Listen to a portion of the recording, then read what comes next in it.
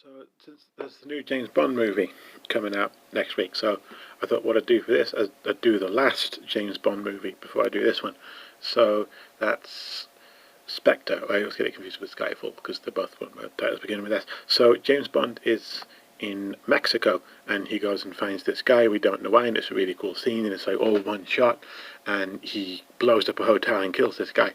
And then he gets into a helicopter and there's a big fight in the guy with a helicopter, and the helicopter does like a loop-de-loop, which is, they actually did that for real. There's like 3 pilots in the world who actually qualified to do that, and they got one of them to do that, and it was amazing.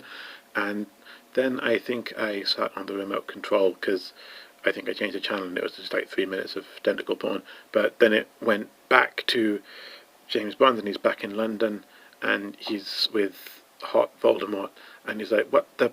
Why did you blow up the hotel? You total shitting wanker!"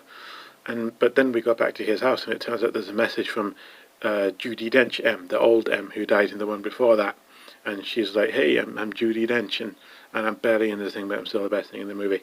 So kill this guy that you killed in Mexico, and then go to his funeral, and then I don't know, do James Bond stuff." So he does, and he goes to the funeral and does James Bond stuff, and by James Bond stuff I mean the widow, because it's James Bond. And I'm guessing that's just M just knew that that was what was going to happen. Like you put Bond and a lady with big boobs in the same room, and nature just takes its fucking course. Because after that he goes to the meeting that the guy was supposed to go to, and there's this group, and the guy in charge, he's watching him meet, and suddenly the guy in charge is like, "Hey James, what's good?"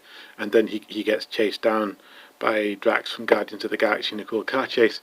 Then he has to go from that to the mountains, and no, he doesn't go to the mountains. He goes to the lake where the guy from that rubbish Bond movie that no one remembers is, and he's like, "Now you got to go to the mountains and find my daughter and rescue her, and then she'll take you to this place." A lot of this movie is just like James Bond going to places, and they do, and they find the place where the bad guy, he ties James Bond up, and he wants to drill into his head, but then he doesn't because she has an exploding watch, and she gets him out of it, and then they get out of it, and then they have to go back to London and stop him and his mate, who is the bad guy from James Bond.